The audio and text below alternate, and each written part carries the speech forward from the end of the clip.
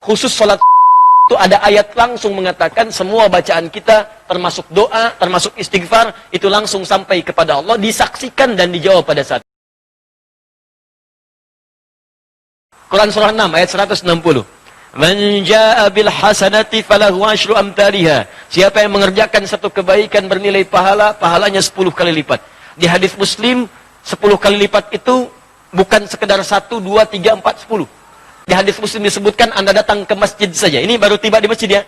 Misal Anda belum sholat, belum bergabung ta'lim, baru nyampe masjid dengan niat ibadah.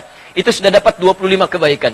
Langsung kata Nabi, jarak 1 ke 2 500 tahun, 2 ke 3 500 tahun, 3 ke 4 500 tahun. Jadi kalau Anda dapat 10, bukan hitungnya 1, 2, 3 sampai 10, tidak. 500 tahun, 500 tahun, 500 tahun, 500 tahun. Dan itu tidak mudah teman-teman sekalian. Ya, itu tidak mudah. Nah, karena itu saya kembalikan ke awal, waktu subuh dengan asar itu malaikat mencatat. Catat, dan itu dilaporkan langsung kepada Allah. Fasa'adu lillah, mereka naik kepada Allah menyampaikan. Kata Allah, sedang apa keadaan hambaku ketika kamu tinggalkan? Nah, kalimat ini ingat, kalimat ini menunjukkan bahwa Allah Maha tahu apa yang ingin dikerjakan oleh hamba, apa yang sudah dikerjakan dan sedang dikerjakan. Hanya ingin menunjukkan kepada kita bahwa malaikat tidak mungkin bermaksiat. Ya, jadi Allah nggak nanya pun sudah tahu. Cuma Allah ingin menegaskan pada kita sifat malaikat tidak akan khianat, akan menyampaikan seperti apa yang kemudian dikerjakan dan dituliskan saat mereka meninggalkan kita semua. Itu yang dimaksud Quran surah ke-66 ayat yang ke-6. Ya, paling kiri sebelah atas di mushaf. Malaikat itu la ya'sunallaha ma amarahum wa yaf'aluna ma yu'marun. Jadi jangan berharap Anda bisa nyogok malaikat. Ya, malaikat saya mau tiduran dulu sampaikan pada Allah saya istirahat. Tidak bisa. Ya.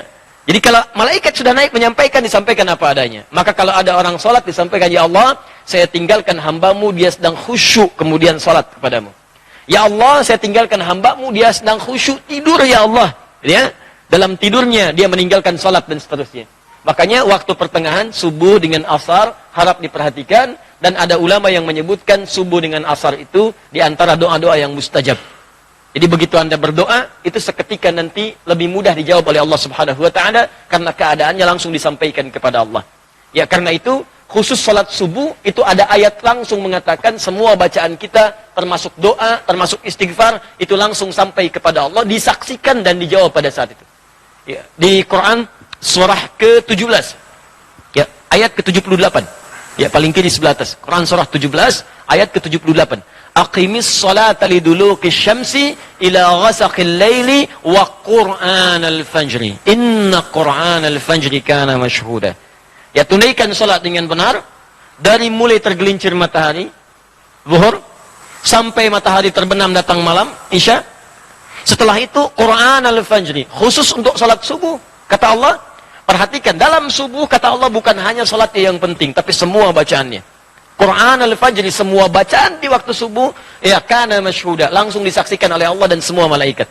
Jadi kalau Anda istighfar subuh ya, istighfar. Makanya banyak sahabat Nabi yang saya sampaikan di awal-awal kemarin, ya pertemuan yang lalu, banyak sahabat Nabi termasuk Nabi mencontohkan ba'da subuh nggak langsung pulang. Ya, duduk dulu, zikir dulu bahkan sampai syuruk. Ya, ada yang berdoa, ada yang baca Quran, ada yang istighfar. Bahkan ada orang yang sebelum subuh sudah datang memenuhi masjid. Ya, istighfar. Waktu sebelum subuh itu disebut dalam bahasa Arab dengan sahar namanya. Sahar. Ya, jamaknya disebut dengan ashar. Kelihatan ini? Belum saya tulis ya. Bagaimana bisa kelihatan? Imannya kuat banget tuh, belum ditulis udah kelihatan. Masya Allah. Sahar. Oh, jangan salah baca ya, bukan sihir, sahar. Nah, di bahasa Arab itu beda harakat, itu bisa beda baca. Jelas ya? Lihat sini. Sahar. Jami' disebut dengan ashar. Ashar. Ini waktu singkat menjelang fajar. Kalau misalnya fajar, sekarang subuhnya, misal 4.37. Sekitar 15 sampai 30 menit sebelum fajar. Ya. Bisa dari jam 4.07. Jam 4.15 itu disebut dengan waktu sahar namanya. Ini. Jamaknya disebut dengan ashar. Nah, dalam Al-Quran disebutkan ada kebiasaan penghuni surga itu yang sering istighfar di waktu sahar. Jadi kalau Anda ingin lihat ahli surga yang sedang beraktivitas ini, di antaranya kata Quran, lihat nih orang-orang ini yang sedang istighfar di waktu sahar menjelang subuh dan setelah tahajud. Jadi orang ini tahajud, selesai tahajud dia zikir astagfirullah, astagfirullah, astagfirullah. Ada zikirnya Nabi Yunus, la ilaha illa anta subhanaka inni kuntu minadh dhalimin. Ada zikirnya Nabi Adam, Rabbana zalamna anfusana wa illam taghfir lana wa tarhamna lanakunanna minal khasirin. Ya. Ada zikirnya Nabi Muhammad sallallahu alaihi wasallam, ya, astagfirullah, astagfirullah, astagfirullah. Allahumma antas salam, minkas salam, tabarakta ya dzal jalali wal ikram, la ilaha illallah wa la syarika lah, lahul mulku wal hamdu wa huwa ala kulli syai'in qadir. Hadis Muslim nomor hadis 571 sampai 573. Intinya istighfar. Astagfirullah, astagfirullah, astagfirullah. Itu diabadikan di Quran di dua surah, di dua ayat berbeda. Satu Quran surah ke-51 ayat 18. Paling kanan pertengahan di mushaf. Ah, ini disebut ahli surga yang tinggalnya di surga spesial, di taman surga. Itu kebiasaannya di bumi sering istighfar di waktu sahar. Wabil asharihum yastaghfirun. Menjelang fajar mereka banyak istighfar kepada Allah. Ya, Anda bayangkan, saking paham mereka dengan waktu fajar, mereka nggak pengen terlambat. Sebelum fajar sudah datang. Ah, ini bedanya. Ya, maaf ya, saya ilustrasikan begini nih. Kalau ada pembagian sembako, ya, plus dengan uang satu amplopnya 500.000, langsung di masjid ini, pada jam 4.37. Pertanyaan saya, Anda datang jam berapa ke sini?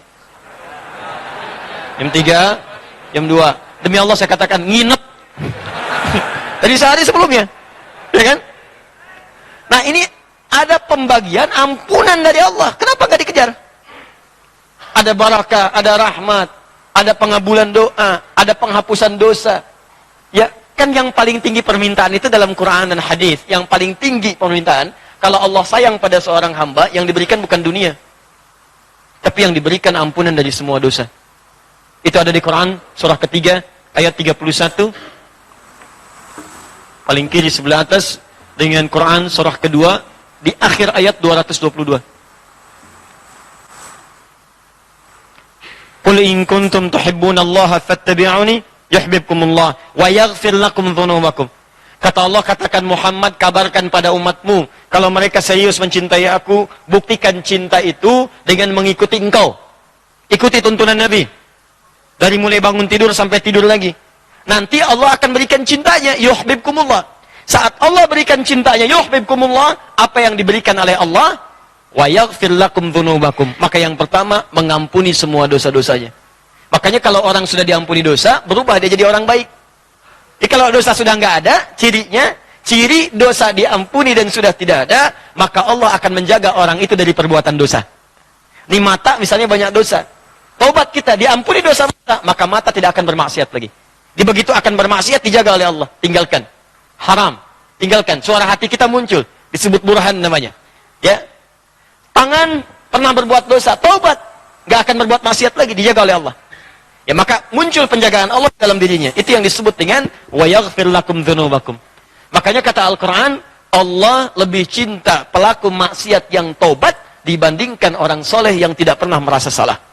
Ayatnya mengatakan, innallaha yuhibbut tawwabin. Allah mencintai orang-orang yang mau tobat, tobat, tobat, tobat, tobat, dibandingkan orang soleh yang tidak pernah merasa salah. Paham? Nah, ada orang tiap mau subuh datang.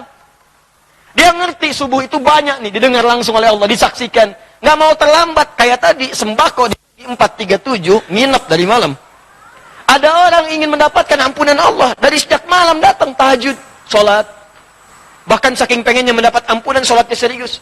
Mencontoh Nabi, 1 rakaat sampai 100 ayat. Ya, ada yang 200 ayat, Masya Allah. Ada yang ayatnya aja gitu kan. Terus bacakan, bacakan, bacakan. Begitu datang sahar, astagfirullah, astagfirullah. Nikmat, astagfirullah. Hadis qudsi mengatakan, begitu orang ini mengatakan astagfirullah, man istaghfara liya ghafartu lahu.